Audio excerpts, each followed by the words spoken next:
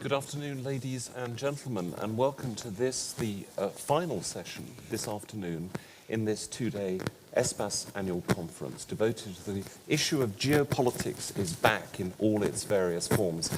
And now we're going to be discussing one of the most important components of that for Western democracies and more widely, namely the emerging crisis of democracy, the future of democracy in an age of fear and anger. And we have a worldwide panel here, both here in the library reading room of the European Parliament and across the globe, of people who are experts in this field who are going to contribute to a discussion of what is going wrong and what the potential solutions are to strengthen and revitalize our democratic systems. 30 years ago, the collapse of communism and the triumph of economic liberalism appeared to vindicate the view that political and economic freedom went hand in hand, and that confident democratic systems would be the hallmark of what one might call the post-wall era. Today, a third of a century later, although the number of democracies worldwide has actually never been higher, at over 60% of all the countries in the world in 2020, they encompass only 40% of the adult population of the globe, and many democratic systems are under obvious strain. A combination of voter disillusion with traditional political parties and declining turnout have resulted in increasingly volatile elections, with a much higher turnover of parties in power and shorter political careers. Here in the European Parliament, where we are sitting at the moment, we saw a 63% turnover in the members of the European Parliament at the last European elections. And a process which started some decades ago with realignment was then followed by de-alignment, a broader disillusion, and the rise of populist and anti-system parties. But in parallel to that, the rise of the empowered individual, especially using social media, which initially was seen as and hopefully offered the chance of opening out democratic discussion, now seems to be inflaming, embittering, and indeed trivializing political debate and the opportunity to discuss policy options seriously, reducing confidence in public institutions, and generally making it more difficult to govern. And with evidence of successful economies that are undemocratic, matched by a dangerous return to 19th century nationalism and great power politics unsettling the world order, what is the outlook for democracy now in this age of fear and of anger? So this session will look at these issues, and to set the scene, I'm delighted to introduce Professor Brigitte Laffan, Emeritus Professor at the European University Institute in Florence, where from 2013 to 2021 she was Director of the Robert Schuman Centre, having previously been Professor of European Politics and Director of the Dublin European Institute at University College Dublin. Her books include The Finances of the European Union, Core Periphery Relations in the European Union, Ireland and the European Union, and Europe's Experimental Union. Brigitte, you've been a great friend both of the EU institutions generally, but also of the ESPAS process in particular. Over to you. What's your take on these various issues and potential solutions to them? Good afternoon, everyone, and thank you for the invitation to participate in what is one of the big issues of our time. But I think it's important to say that discussion of democracy, of democratic quality, of the future of democracy is nothing new. It's a perennial recurrent issue in political debate across the world. And there are cycles, ebbs and flows in this debate, pessimism, optimism. And we're now in one cycle. But if we look at the last 50 to 60 years, there have been three cycles where the future of democracy has been questioned. Firstly, at the end of the 1960s, early 70s, there was a lot of discussion following the student revolts of 68 onwards, the economic crises of the beginning of the 1970s.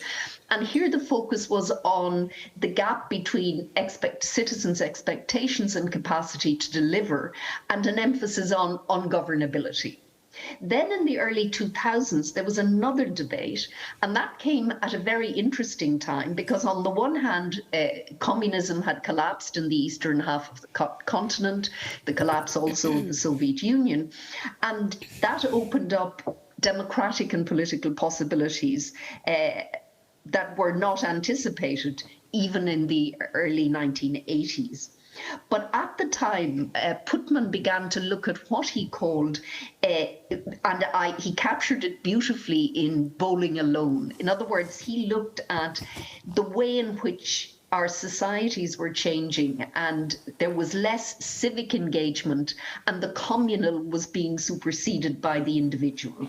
And I think that, again, that sense of there being a weakening of civic engagement and perhaps the emergence of a post-civic age.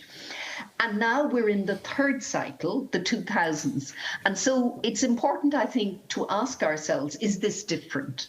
Or is it one of those perennial times when we think very carefully about the future of democracy? And why the wave now?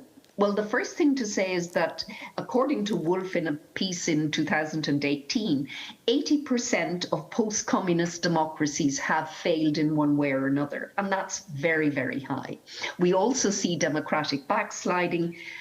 We see the rise, as you've said, of populism, and certainly a change of discourse, a focus on the rise of the so-called authoritarians, and a sense that perhaps mature democracies are no longer the firewall they once were against authoritarian creep.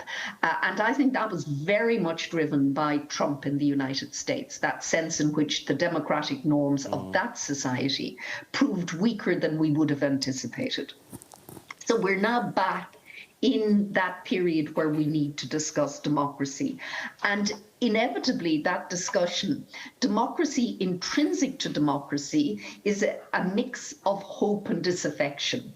Democracy always needs hope, but in order to improve democracy, but also the nature of democracy, there is also disaffection. And so we have to think about, are our democracies today robust or fragile? And I think it's a fool's errand of any of us to say that we know what this will look like even in 10 years' time, because we're living through a period of accelerated change and very deep uncertainty. And there's always a danger that we're led by what's happening just now. So in other words, we might look at American democracy, and given the absence of the blue wave and the fact that there was mobilization, that the young mobilized, that women mobilized, that the progressive forces mobilized, that we think, oh, well, there isn't a problem, but of course, in the US, but of course there is. So we need to also guard against reading the future from immediate events in the present.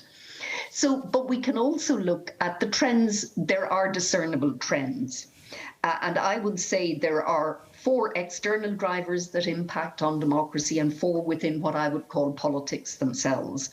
And it is fair to say that politics and governing has got a whole lot tougher across the globe for all governments of all regime types.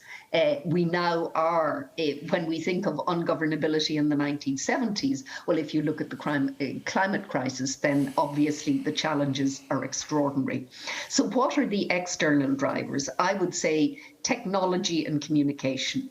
Whenever there is profound technological change, but more importantly, change in the means of communication, that has dramatic impacts on politics and, by definition, then on democracy.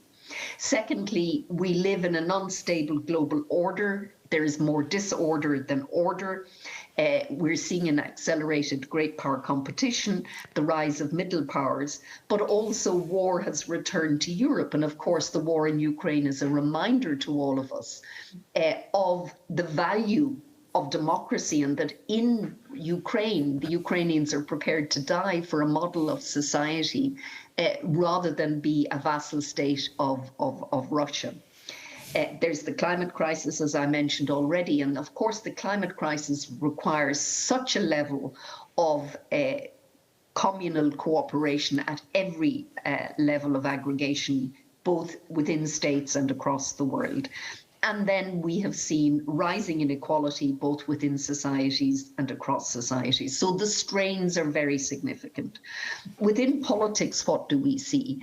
We see firstly the rise of new cleavages, that the left-right cleavage, which was the dominant party political cleavage of most mature democracies, has now been added to. I wouldn't say the left-right dimension is in any way gone, but there are other cleavages that are either superimposed on it or cross-cutting, and those are generational and also identity. So these are pretty structural change, deep structural changes in our society that are manifest in politics, and one of the most important manifestations is greater fragmentation, linked to greater polarization. Secondly, the transmission belts of politics are much weaker today. So in other words, political parties are no longer what they once were, but more importantly, and this is to do also with communication, the barriers to entry into the political game are much lower than they once were. And the person who, in a sense, the political leader who showed us this was Berlusconi. Football clubs became an entry point to democratic politics. And so those transmission belts, and it's not just the political parties, but also trade unions.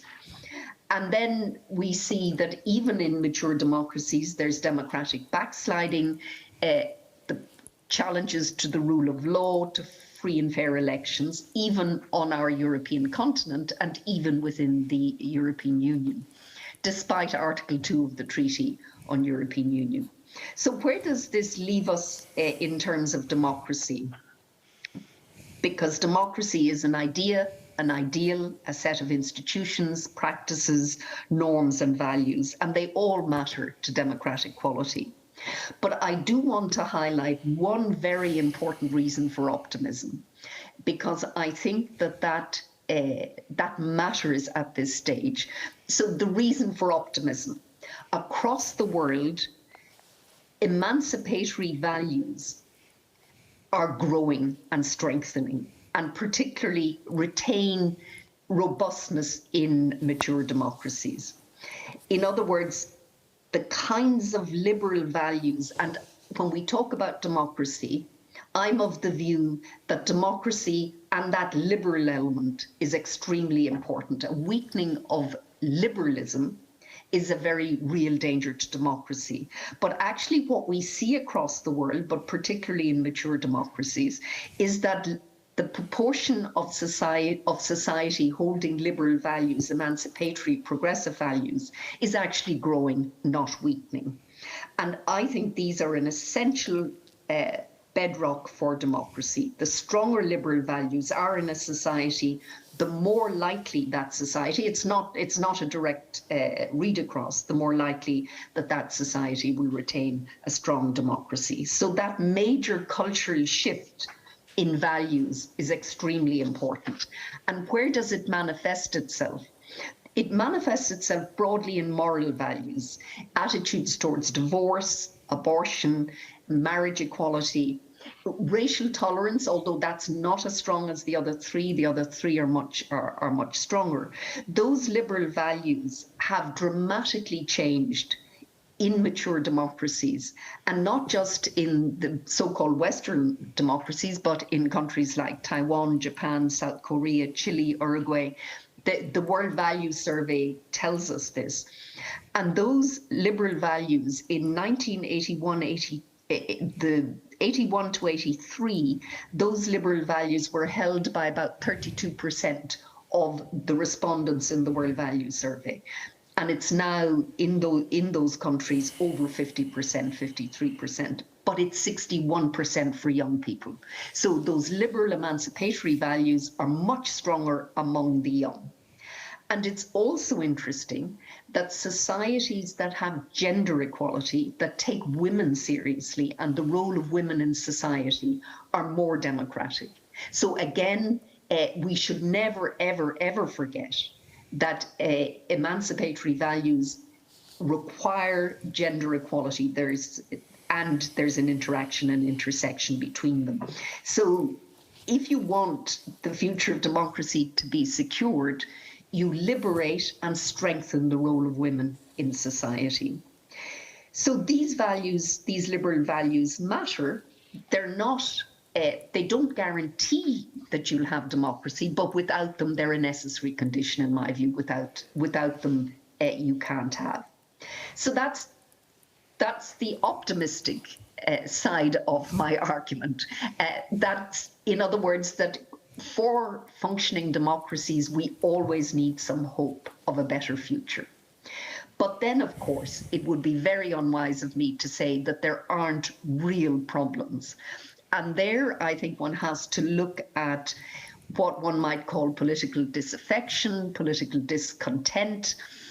And again, you find that the people who are least happy with democracy, with the functioning of democracy, or with democracy as an ideal and an idea, tend to hold illiberal moral values. As a size of the electorate, they're declining, but they are more easily mobilized precisely because they're more identifiable now. They tend to be. So who are we talking about? Older generations, the socially marginalized, those who feel culturally at odds with the society in which they live in, those who experience nativism, stranger in their own land, disaffected by the accelerating change, losers of accelerating change. In other words, these are the so-called left behind, and the left behind are both in certain age cohorts, certain social classes, more predominantly, but also in certain geographies. So there's also a geography of discontent. And if we think of Brexit, then you look to what happened, the way in which there was a revolt in the northern part of England, and that was clearly a geography of discontent. And you have a distinction between people who hold democratic values but are very dissatisfied with the performance of the democracy in which they live in. Mm-hmm. So tackling inequality, tackling marginalization, tackling those people who feel they don't have a stake in our society, that is absolutely crucial to democratic quality and to the future. Also, democracy, because of the change in the transmission belts, representative democracy is no longer in and of itself enough. It is necessary, but it needs, in and of itself, it is insufficient. And so therefore we need to think about both engagement, political participation, experimentation in terms of new ways of generating dialogue, citizens' assemblies, and the balance between public and private power. And I would also say the quality of information, the quality of the public discourse, the fact that the sort of echo chambers, the way in which political communication is being altered through social media, et cetera, attention has to be paid to all of this, but also to framing. Populism thrives on the politics of simplism. You can have it all. There are no costs. You don't have to tax. You can have it all. So framing of choice is very important to democratic quality, that there are trade-offs. If you want more public services, high quality public services, then you pay more tax, et cetera, et cetera. And you see that in countries with, interestingly, with high taxation but high quality public services, you have a much better commitment by the electorate to a sense of engagement with their own democracies, and that's the Nordics tend always to shine on any of the tables of leaders. They're always up there in terms of the quality. So let me end by saying democracy, that intrinsic mixture of hope and disaffection is is essential to democracy. We're now in terms of public discourse, in a period where there's a discussion of political discontent and disaffection, but there are background reasons to be very optimistic. And that is the spread of emancipatory values, including human rights, and also a reminder of what I said about gender and the role of women. And let me end by a quote from Lincoln, who said, "The best way to predict the future is to create it." In other words, the future of democracy is in the hands of us as individuals. If we are privileged enough to live in a mature democracy, then we've got to ensure that we participate, we engage, we call out the disaffection and the problems in democracy, and particularly inequality, and something is done about them. In those societies like Ukraine, where people are willing to die for a certain way of life, then I think we've got an obligation to support them, and also to support democratic forces across the world. But we also have to be very modest. Democracy cannot be imposed from outside. Democracy must come from within. It requires certain cultural norms, it requires experience and institutions. But in all democracies, we must guard against backsliding and ways in which institutions are used to basically alter the political game. And I think of all of the mature democracies that I see, the United States is the one where that is a most acute struggle because of the nature of the federal system, and also because of the way in which that federal system, and particularly its institutions at state level, can be manipulated and maneuvered. And then, of course, there is the role of both big business, external interference in democracy, and also the way in which money impacts on elections. It is very important in countries that there are that there's very strong regulation of the amount of money that can be spent in political campaigns, and also whose money can be spent, because money is one of the most corrosive aspects of democratic challenge in the world today. So thank you. I look forward very much to our discussion. Thank you very much indeed, Bridget, for setting the scene so effectively, comprehensively, and clearly. A big not only a very effective analysis of the issues, but also a big potential agenda for action, which you've already outlined. Now, to comment on what you've said, and also to offer their own perspectives on potential solutions for the strengthening and revitalization of democracy, we're privileged to have a panel of 4 experts and practitioners who in different ways are helping shape the debate about these things in various parts of the world. And we start here in Brussels, and in fact here in this very room. We're very privileged to have Christa Schweng with us, who is the President of the European Economic and Social Committee, a role she's played for the last 2 years, having been a member of the committee for the past 2 decades, including chairing its section on employment, social affairs and citizenship.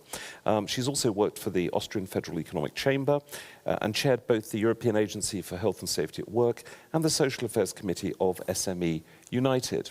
From the perspective of organised civil society, the agenda which has been laid out there, how does it impact on the kind of work that you're doing and the things that you feel can be done from the bottom up to try and strengthen and revitalise our democratic systems? Over to you, Christa. Well, thank you very much, and allow me first to say a few words on what the European Economic and Social Committee is, because not everybody might know about that. So, in fact, we are a consultative body consisting of employers, workers and civil society organizations, and we do represent around 90 million people throughout Europe. So 90 million people, employers, workers, civil society. What we are having is members that come from all walks of life, who are rooted, deeply rooted in their organizations, and who know from the grassroots level on what the fears, the angers, and the needs of citizens are. I think the description of this panel is particularly set the scene perfectly, because we indeed are living in difficult times for democracy. Couldn't agree more to that. And I think in 2021, democratization has suffered. We have heard it. So now the worldwide percentage of people living in a democracy are well below 50%. Authoritarian regimes gained ground. This, of course, has to do with this age that we are living in, and with this, somebody calls it, some people call it permacrisis. So this, you have the feeling that you cannot cope with one crisis. There is one that succeeds the other, and this makes it highly difficult. We've heard also about this high disaffection with democracy by citizens. And this fatigue is a global one. And it is also acute in Europe, where both our old democracies and the ones resulting from more recent democracy transitions are contested. And civil society is a vital component of democratic life, and an open civic space is a precondition to maintaining healthy democracies. We are nevertheless, unfortunately, witnessing a worldwide trend of containment of civil society. We call it the shrinking civic space. And before we envisage how to improve our democratic system, we should maybe ask ourselves, what are the sources of these fear and of these anger? And I think it's a complex phenomena, but anger certainly results from a feeling that democracy does not deliver on its promises, that people are not heard, and that democracy does not bring efficient public policies that help people. And fear is certainly linked with the anxiety of not being protected adequately. So what about the future of democracy in this context then? Well, I think democracy cannot be reduced simply to elections. And no doubt about that, they are tremendously important. But we know how autocrats might gain power through the legitimate elections, setting illiberal democracies. And I think we are all aware that this is happening. I'm Austrian, in our closest neighborhood, and also there is a certain danger that it happens in member states. And I think to address such a drift, we should reinvent democracy beyond elections. We should increase the resilience of European democracy. So how can this be done? How can we shape our future? And from our perspective, promotion of European democracy should involve the fostering excuse me, of democratic participation at all levels, at the European, at the national, at the regional, and at the local level. And we also believe that a greater emphasis should be placed on civil and social dialogue, because they are the key prerequisites for a highest quality decision-making and ownership in any democracy. And they are also needed to defend European core values. An important element of this answer can also be in direct democracy, where citizens either make direct political choices or they bring up issues to the attention of decision makers. Here I would like to refer to the European Citizens' Initiative. That is an instrument that we have stressed and welcomed from the very beginning. It's a powerful tool that exists at the European level. Nevertheless, when it was launched 10 years ago, so in 2012, it had been already long awaited, and it marked a new era in the history of citizens' participation. But since then, the ECI has developed into a unique cross-border instrument, which today serves as an inspiring example of participatory democracy all over the world. As an advocate for citizens' rights to participation, and as the voice of organized civil society, we supported, of course, this idea from the very beginning, and we will continue these efforts on developing the ECI tool and raising awareness about it. But we must also be realistic. Direct democracy alone cannot be the solution, especially on a continent where we're talking about 450 million people. And it also risks playing into the hands of populists and further increasing trends for polarization. I think there are other ways to respond to demands by individuals and civil society to better integrate into decision-making. And here, our institution comes, of course, into play when I make a reference to participative democracy, which aims to integrate the beneficiaries of public policies in their design and implementation. And the EU should, I think, be a leader on this. On this year, on the 9th of May, so the Schuman Day, the conference on the future of Europe came to a close. It was a unique pan-European democratic exercise with citizens-led debates, enabling people from across Europe to share their ideas and help shape our common future. It has been the biggest exercise of participative democracy in our continent since I think we can all think of. It has been a challenge, and it started with difficulties, and I was part of this exercise, I have to say. Overall, it showed also to be a success. Citizens involved in it found an environment to discuss openly, which surely increased their trust in the European Union. And they all became, this I can say with confidence, they all became true ambassadors for the European idea and values. But now it's time to follow up and deliver. We have started that process. We have explained that it's not automatically that everything that they wanted is now taken up.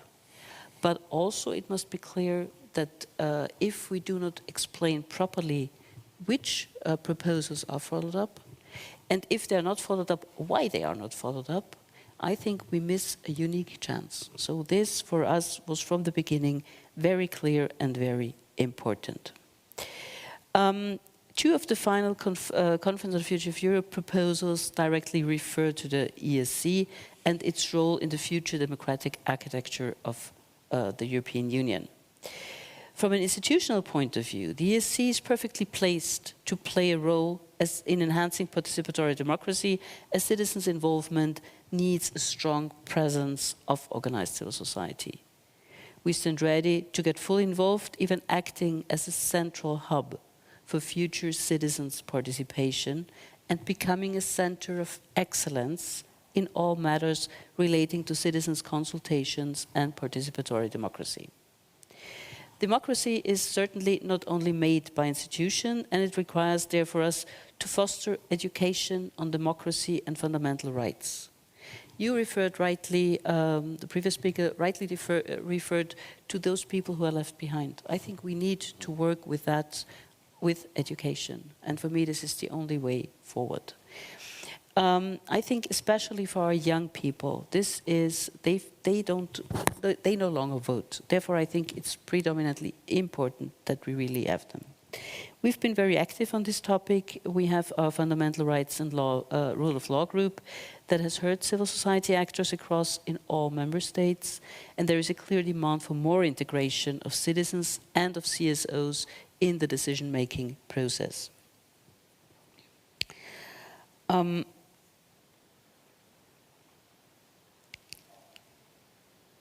I think this would be the option how to counteract this shrinking space for civil society.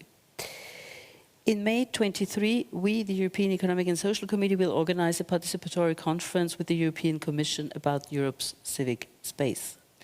More generally, we have also proposed the creation of a civil society forum on European values, democracy, human rights, and the rule of law. And given the rising dangers for democracy within our union, it's high time that we create such a forum, which already exists for EU external action to the benefit of European citizens. Based on our experience on participatory events, we look forward to teaming up with interested actors. To conclude, you might know the saying, those who sleep in democracy wake up in dictatorship. Yes. Our democracies are challenged, and for us, it is for us all to defend and improve their functioning each and every day. And while not neglecting shortcomings, I'm deeply convinced that especially the European model of democracy and all the benefits it brought to our continent provides us with many good reasons to do so. Thank you. Thank you. And thank you for the important work which the EESC is doing in foresight. All of the different EU institutions and bodies in different ways have come together in the ESPAS process to think creatively about the future, and the EESC has been very much an active partner in that process, so we really appreciate that. Now, another international body which is playing an important part of this is the United Nations, which has an increasing foresight dimension. And at the very center of that is Ayaki Suzuki, who joins us now from UNHQ in New York, where she serves as Director for Strategic Planning and Monitoring in the Executive Office of the UN Secretary General. Welcome from New York. She's held that post for the last 5 years and was previously Chief of Staff in the Departments for Peacekeeping Operations and Field Support in the United Nations and has worked on the ground in Libya and Haiti. Could you tell us a little bit about the kind of issues that you're addressing and pick up perhaps on one important point that was made in the discussion so far, which is, if you like, the fracturing of this bond between the governing class and citizens, and how you see it from a UN perspective and what you think can be done about that. Great. Well, thank you so much, Anthony, and good afternoon to everybody. It's great to be here. And yes, so what is democracy? At its core, it hinges on a social contract between government and citizens. The Secretary General of the United Nations took this principle as a starting point for his 2021 report on our common agenda. He argued that we are at an inflection point, as many of you have already said, with growing disconnect between people and the institution that serve them. This is not to say that there are no social contracts in autocratic societies, but it is fair to assert that liberal democracies are contingent on the support of their citizens. And research after research shows that popular support for liberal democracies is waning. In one shocking anecdote, thought leader Yascha Mounk noted that over 2/3 of older Americans said that living in democracies is absolutely essential. But for those born in 1980 or later, less than 1/3 felt that way. And there are similar sentiments in EU countries as well.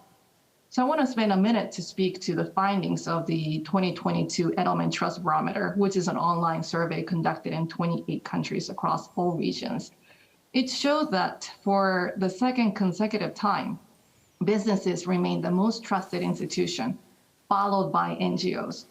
The good news for us is that the results also show that the trust in multinational organizations such as the EU and the UN has improved in the last year. On the flip side, however, government and media are seen as divisive, both ranking the lowest in trust. They are seen to feed a vicious cycle of distrust, amplifying disinformation and deepening divisions in pursuit of votes and clicks. Concerns about fake news and disinformation are at an all-time high, with a strong majority of respondents worry that these are being used as weapons. So this crisis of trust between citizens and our government is reflected in increasing social unrest in both developed and developing countries. According to the Carnegie Endowment for International Peace, since 2017, over 230 significant anti-government protests have erupted worldwide. More than 110 countries have experienced significant protests. And over 25 significant protests have been directly related to COVID-19. While each context is obviously different, common underlying drivers of social unrest include inequalities, socioeconomic issues, corruption concerns, limited access to social services, and shrinking civic space. So what can be done? The Secretary General called for a renewed social contract between governments and citizens, and that is anchored in human rights. There are 3 foundations for a renewed social contract fit for 21st century: trust, inclusion, protection, and participation, and measuring and valuing what matters to people and planet.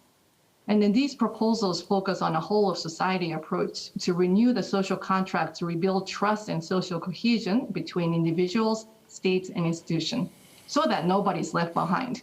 And let me highlight some key proposals.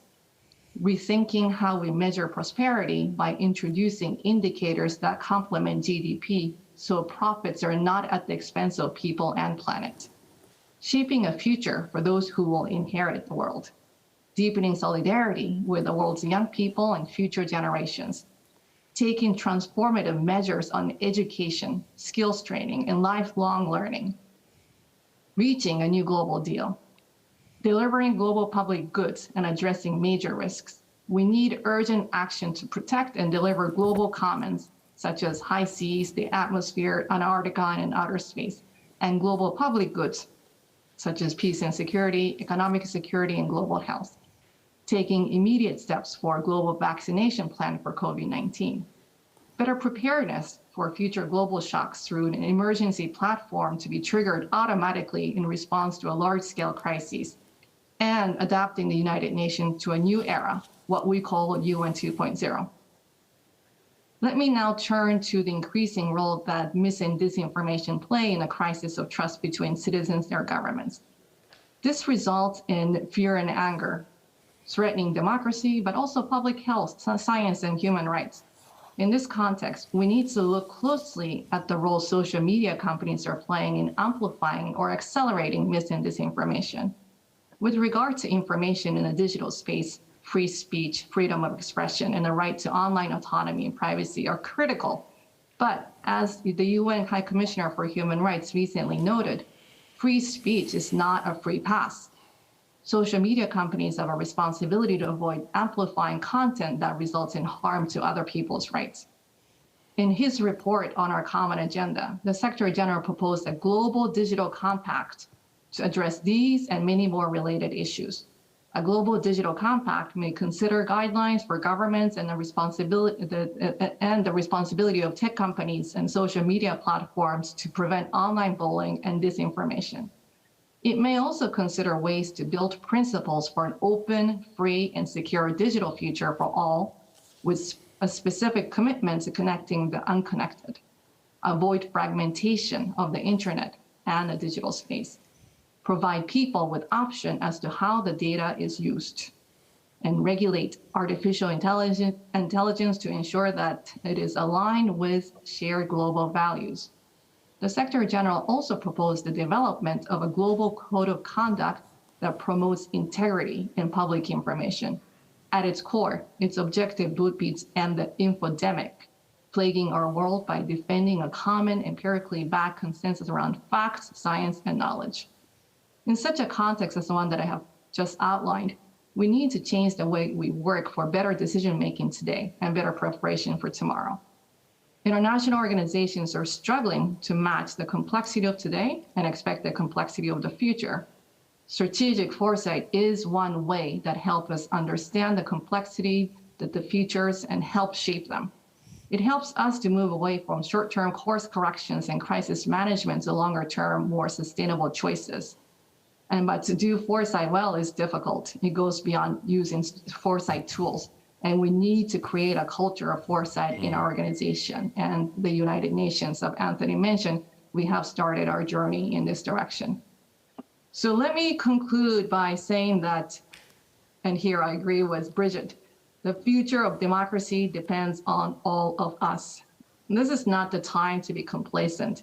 Faced with a climate crisis and other serious global challenges, all of us have a role to play in shaping the future that we hope to leave for future generations.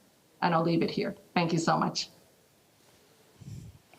Thank you very much indeed, Ayaka, for that. And I'd like to just add a personal note that I had the chance to visit the UN headquarters recently and talk to some of your colleagues about the emerging work on foresight, on risk capability and resilience. And not only was I hugely impressed by it, but I also thought that it complemented extremely well what we're trying to do in the EU institutions in terms of those very same issues. So it's great to see a convergence there.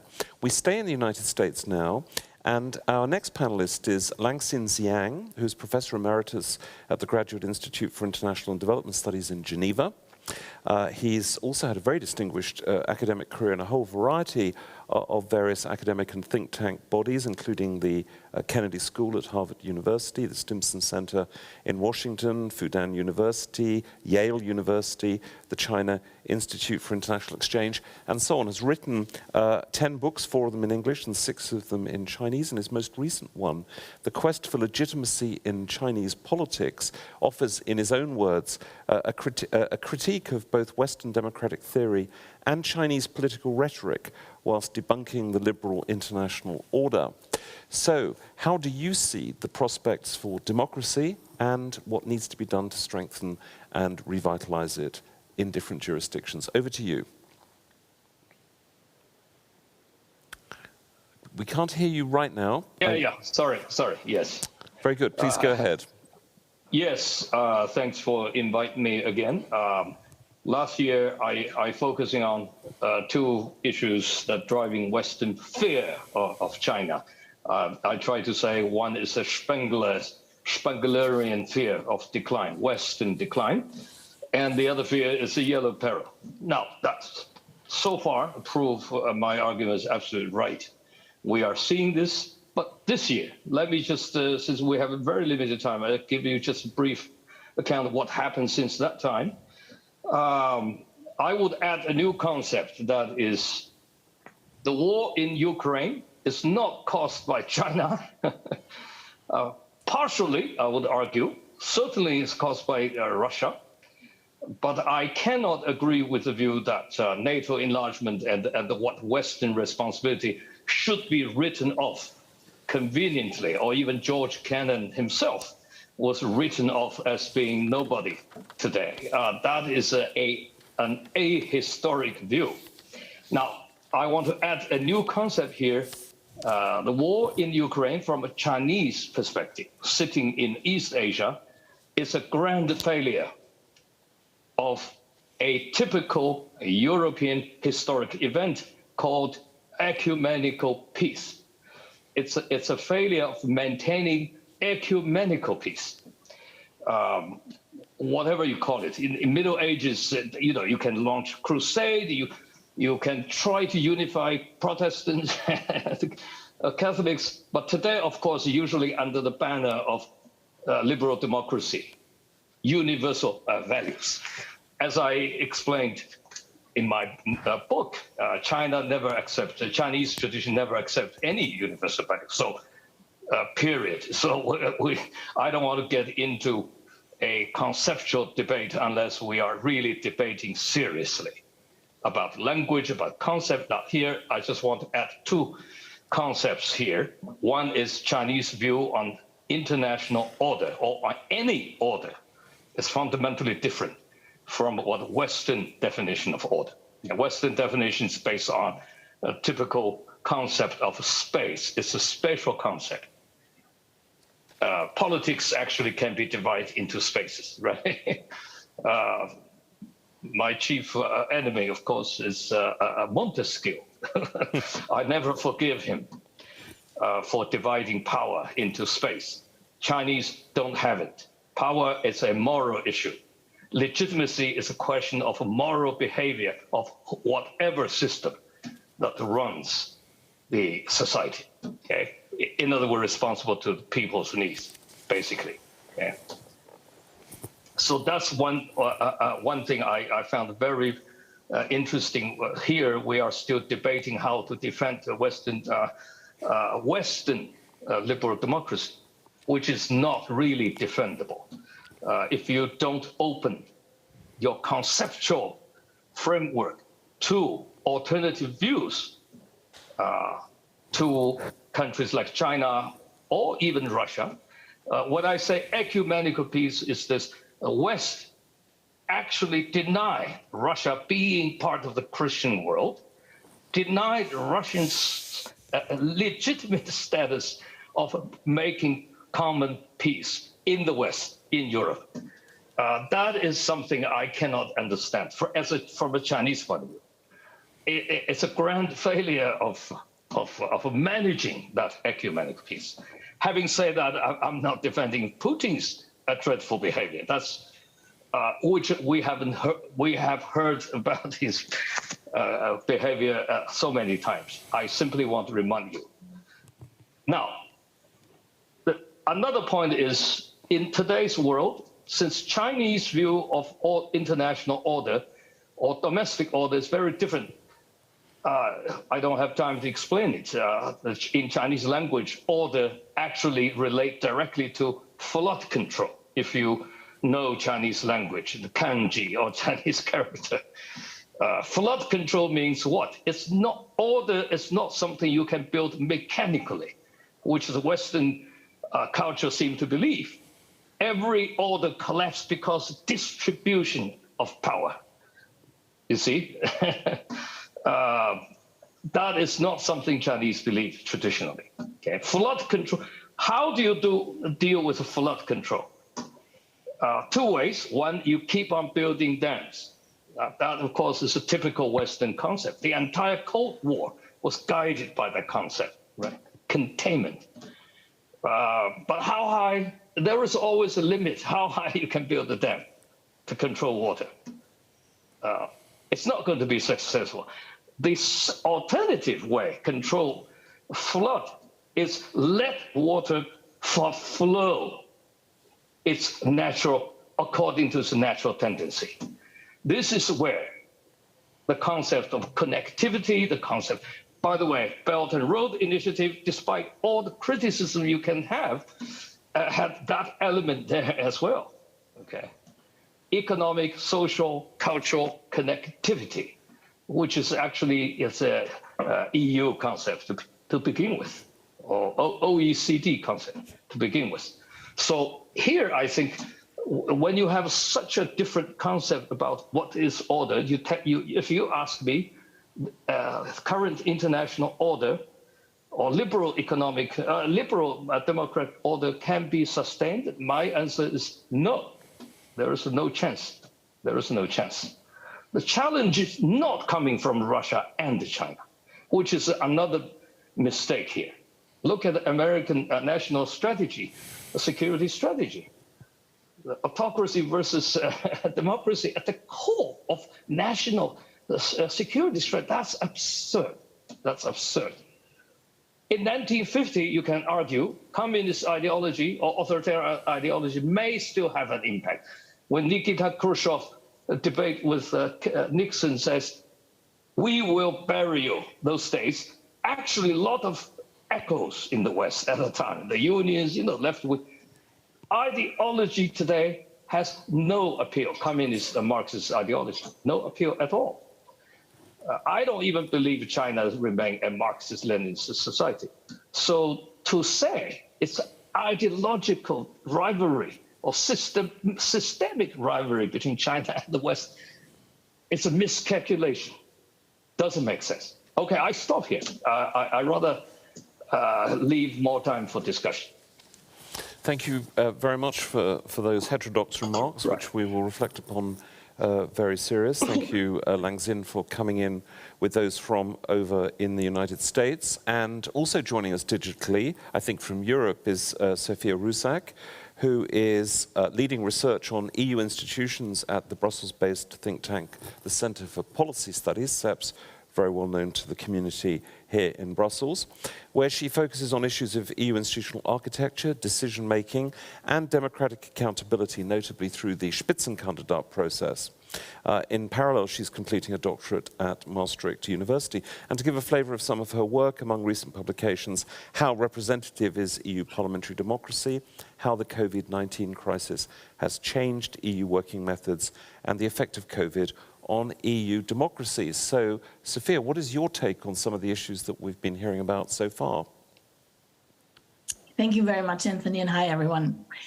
Yes, I will focus on the EU level in my interventions, and I will speak about, what a key issue is with EU democracy and what is one idea how to solve it. With the Treaty of Maastricht, this notion, this narrative of the democratic deficit was born. And that entails the perception that the EU institutions do somewhat fall short of standards of democracy and accountability.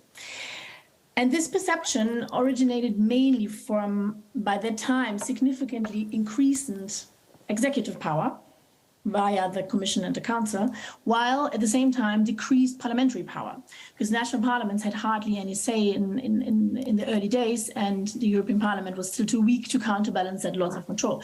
So the everlasting project since Maastricht is to bolster EU democracy. And a lot has been done since then.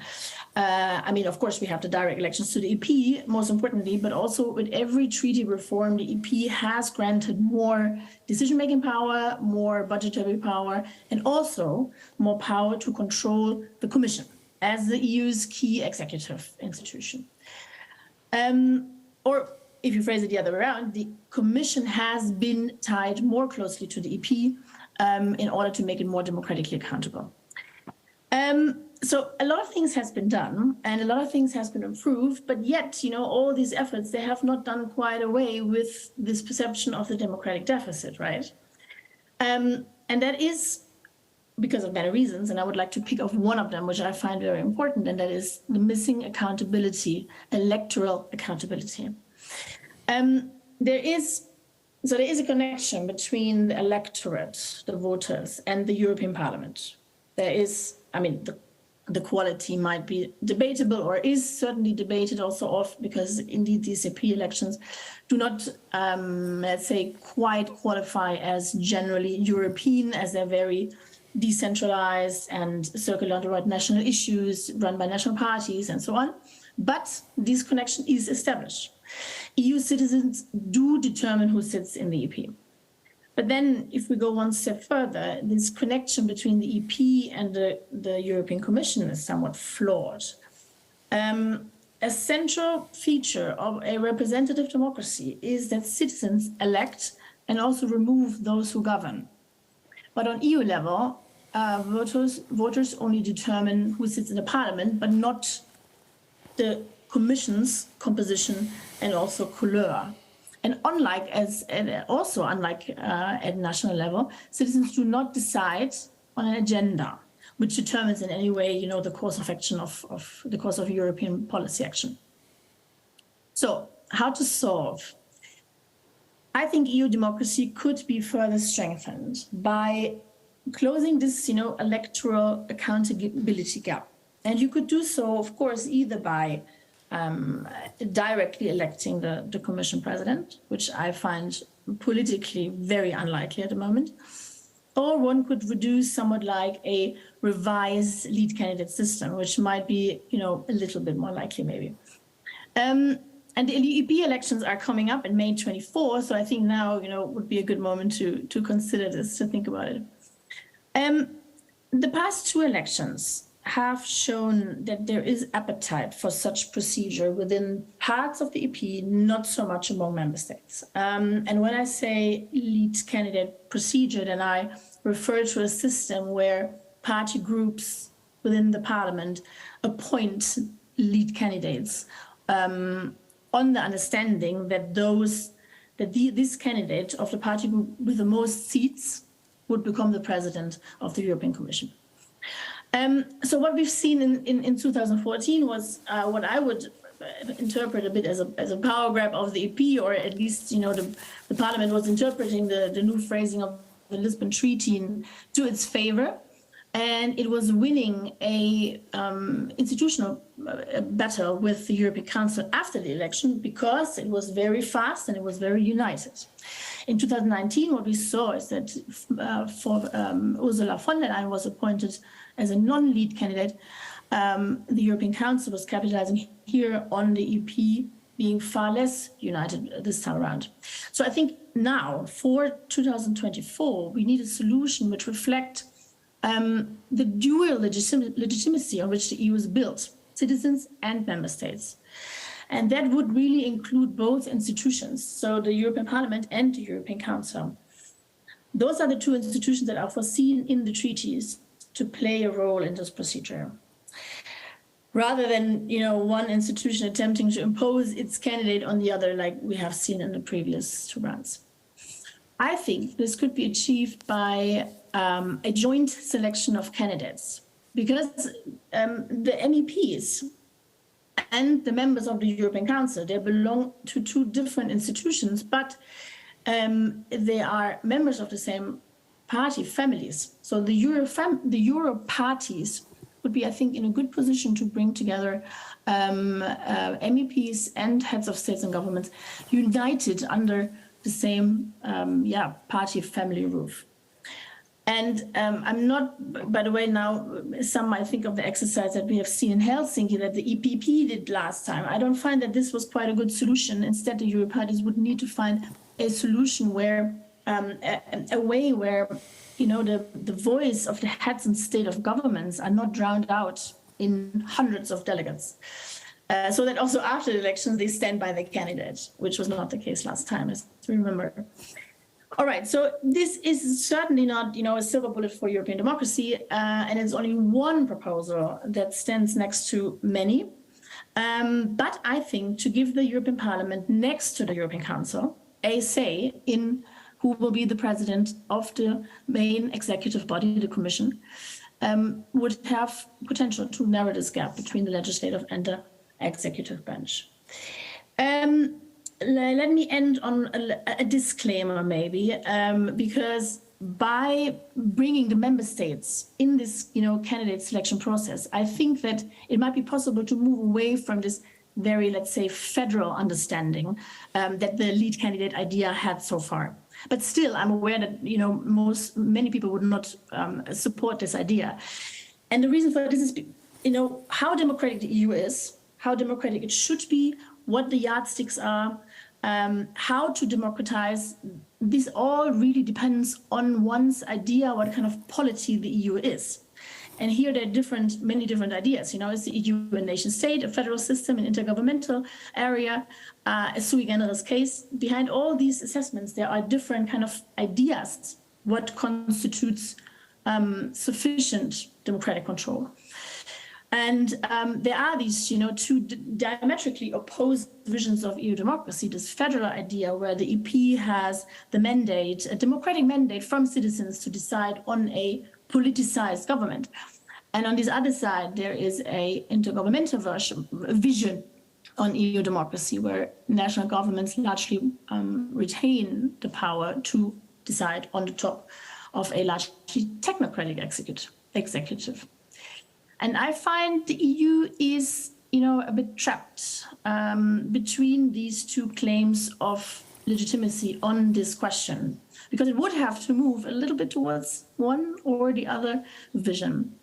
In any case, I find that it would be desirable to find a solution prior to the next EP elections in May 2024. Thank you very much. Well, thank you very much indeed, Sophia, for not only analysing the situation so interestingly, but also providing a potential solution which could, through a new kind of electoral college, give great legitimacy to the Spitzenkandidat process. So thank you for that concrete suggestion.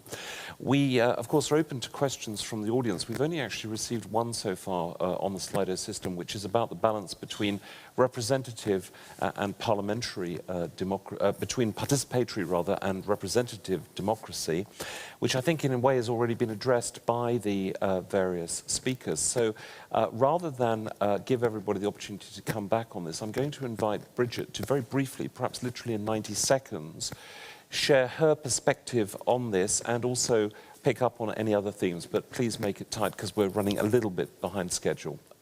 Over to Bridget. On the balance between participatory and representative democracy, both matter, but we should not throw out the representative baby with the bathwater. Why? Because we need in societies capacities to aggregate preferences. We need government, we need the ability to allocate values, and participatory democracy or associative democracy, i.e. Civil society organizations, are by definition incapable of doing that. They can contribute to the public discourse, they can engage in the discussion on policy preferences and what should happen, but you need a capacity within the political system at whatever level of aggregation to make decisions, because in the end, politics is not just about democracy, it's also about policy making and choice. Thank you very much indeed, Bridget, for bringing the threads together. Thank you to all our panelists, Krista, Ayaka, Langsin, Sophia, and of course to Bridget herself for what's been a very stimulating discussion, and which brings to an end this particular section of the ESPAS Conference 2022. Thank you very much indeed, everybody who's been online, as well as the many people here in the library reading room of the European Parliament. Thank you and good evening.